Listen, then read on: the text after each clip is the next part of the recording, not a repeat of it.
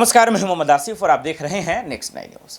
Rahul Gandhi jail जाएंगे या court में जीत जाएंगे? राहुल गांधी को लेकर कांग्रेस इतना एग्रेशन मोड में क्यों है, इतना नाराज, इतना गुस्सा क्यों है? सबसे पहले कांग्रेस की प्रवक्ता अलका लांबा किस तरीके से, उस नेता भी हैं, किस तरीके से कांग्रेस राहुल गांधी के बारे में कह रही, जरा सुनिए। देखिए, बिल्कुल निराशा नहीं है। मेरे जैसे लाखों कांग्रेस कार्यकर्ता देश के हर मुख्यालय पर पहुंच गए हैं। राहुल गांधी जी के साथ हम खड़े हैं पूरी ताकत से। राहुल गांधी जी ने एक ही हमें बात समझाई है, डरो मत, हम कोई नहीं डर रहे हैं।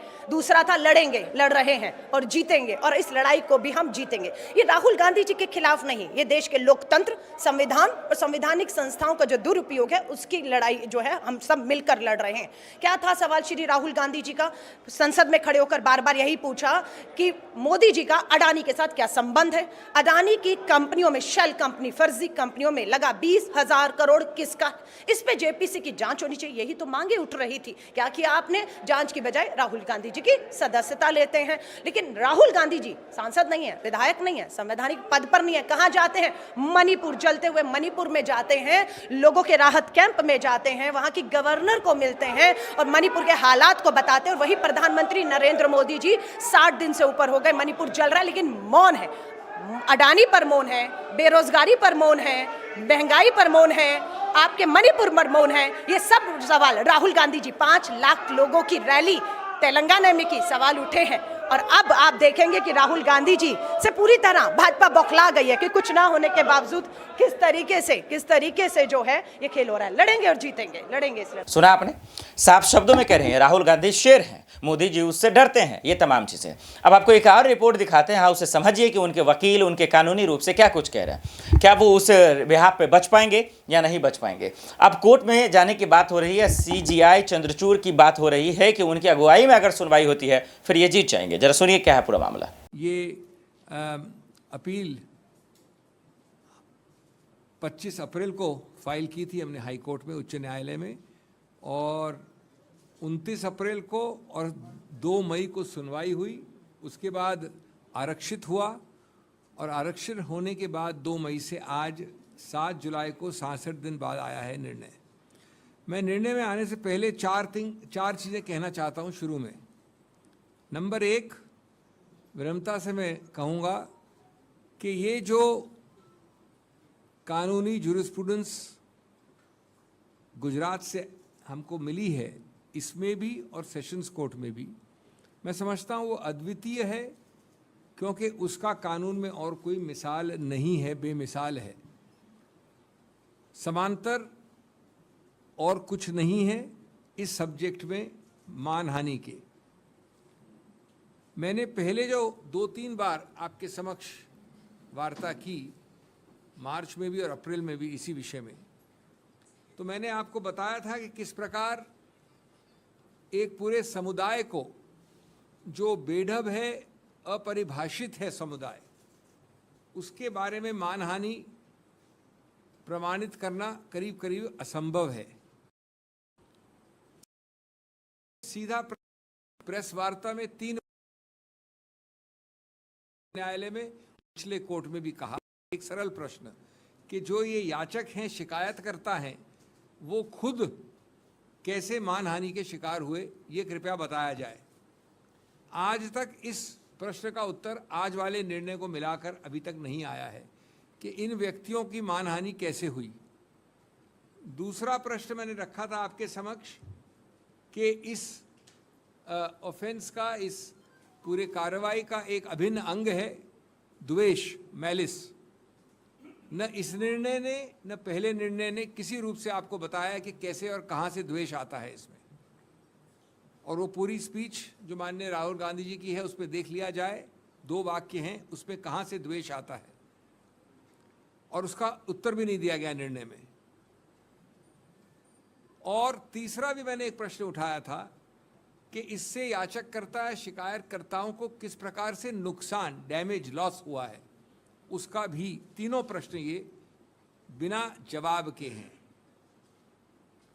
आज मैं समझता हूं एक भी मिसाल नहीं है किसी कोर्ट कचहरी की जहां पर इस प्रकार का एक जनरल वाक्य पूरे समुदाय के हर अंग को, हर व्यक्ति विशेष को लागू किया गया है किसी भी केस में ऐसा कन्विक्शन नहीं हुआ है और कन्विक्शन के बाद कन्विक्शन का सस्पेंशन नहीं होना भी कहीं नहीं हुआ है। अभी तक हमें इसका औचित्य इस निर्णय में भी नहीं मिला है।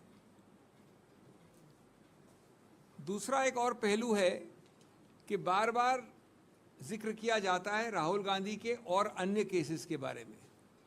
तो श्री राहुल गांधी और अन्य केसेस जो मानहानि के हैं या जो और हैं, किसी में भी दोषी नहीं ठहराए गए हैं। वो एक अभियुक्त हैं कुछ और केसेस में। एक अभियुक्त की हैसियत से उनके ऊपर ये टिप्पणी करना बिल्कुल गलत होगा और बार बार इस निर्णय में भी इसका जिक्र होता है कि किसी अमुक केस में उनके विरुद्ध कुछ ऐसी चीज़ है, लेकिन वो किसी में भी दोषी नहीं ठहराए गए हैं। तीसरा, ये जितने और केसेस की बात होती है उसका स्रोत, उन सबका स्रोत एक ही है। उन सबके स्रोत याचककर्ता, शिकायतकर्ता या तो बीजेपी के कर्ता धर्ता हैं, वरिष्ठ नेता हैं, ऑफिस बेरर्स हैं, और बड़ा स्पष्ट है कि ये करवाया गया है, एक बनावटी ऑर्केस्ट्रेटेड प्रयत्न है हर उस केस में।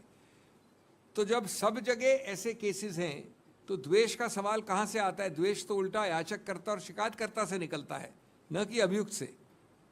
और ये एक ज़्यादा विशाल एक कॉन्स्पिरेसी है जिसका उद्देश्य है कि स्वतंत्र विचार और स्वतंत्र वाक्य और बातचीत पे रोकथाम हो, उसका गला घोंटा जाए और इस प्रकार की स्वतंत्र सोच कोई एमपी हो या एमपी न हो वो नहीं कर पाए।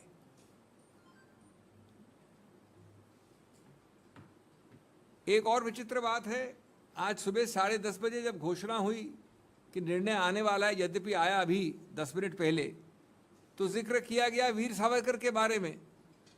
यानी इस निर्णय का जो अभी हमने देखा है, पैरा 63 में वीर सावरकर के एक केस का जिक्र है। रोचक बात यह है कि ये वीर सावरकर का केस दायर ही हुआ है 12 अप्रैल 2023 को, और श्री राहुल गांधी का दोषी ठहराना निचले कोर्ट्स द्वारा उससे 1 महीने पहले 23 मार्च को हुआ था। इसके बारे में कोई प्लीडिंग नहीं है, जिरह लिखित रूप से नहीं हुई इसके ऊपर। जब मामला ख़त्म हो रहा था अंतिम दिवस पे 2 मई को जब मैं गया, तो अंत में दूसरी तरफ के याचक ने इसका जिक्र किया है कटिंग देके, अखबार की कटिंग। आश्चर्य है, अचंबा है, लेकिन जैसा मैंने कहा पूरी प्रकार से अप्रत्याशित नहीं है कि ये एक मेजर प्रमुख आधार बन गया है निर्णय का। एक ऐसी चीज़ जिसमें एक आरोप लगाया है, सिर्फ आरोप है, कोई दोषी नहीं है, 1 महीने बाद ओरिजिनल कंप्लेंट के। मैं ये भी कहना चाहूँगा कि इस बारे में कोई आपको गलतफहमी नहीं होनी चाहिए कि जो ये मूल मुद्दा है, सिद्धांत है इस केस में, वो हम सबको, हम एक एक व्यक्ति को असर दुष्प्रभाव करता है, इन्वॉल्व हम सबको करता है। ये सिर्फ किसी एक व्यक्ति विशेष या राहुल गांधी या इनका या मेरा या आपका केस नहीं है। क्यों? क्योंकि ये उस अखाड़े की बात है जो स्वतंत्र बोलचाल का अखाड़ा है। ये उस अखाड़े की बात है जो स्वतंत्र अभिव्यक्ति का अखाड़ा है। और सबसे बात, जैसा मैंने कहा, मूल बात है कि वहाँ पर किस प्रकार से नियंत्रण हो, ये कंट्रोल फ्रीक सरकार का उद्देश्य है। उस अखाड़े पे किस प्रकार से रोकथाम हो, गला घोंटा जाए और उस पर बार बार प्रहार किया जाए, ये मूल मुद्दा है। मानहानि के कानून को पूरी तरह से दुरुपयोग किया गया है उस उद्देश्य को हासिल करने के लिए। देखा आपने। इसके बाद अब सवाल उठने शुरू हो गए हैं कि आखिर इनके मन में क्या चल रहा है। क्या राहुल गांधी की सदस्यता वापस हो पाएगी? क्या सीजीआई चंद्रचूड़ की अगर मौजूदगी में, अगुवाई में अगर सुनवाई होती है तो क्यों आखिर इन्हें उम्मीद है कि ये जीत जाएंगे? ये तमाम अहम सवाल जिसमें बीजेपी अपना जवाब देगी। अब देखना पड़ेगा कि आने वाले वक्त में क्या होता है, और ये भी देखना पड़ेगा कि क्या वाकई में राहुल गांधी 2024 का चुनाव लड़ेंगे? क्या राहुल गांधी जीतेंगे? क्या मोदी जी को मात देंगे? क्या उससे टक्कर लेंगे? ये सबसे बड़ा सवाल है जिसका जवाब हमारा आप सब के सब तलाशने की कोशिश कर रहे हैं। देश दुनिया की बड़ी खबरों के लिए देखते रहे नेक्स्ट 9 न्यूज़। नमस्कार।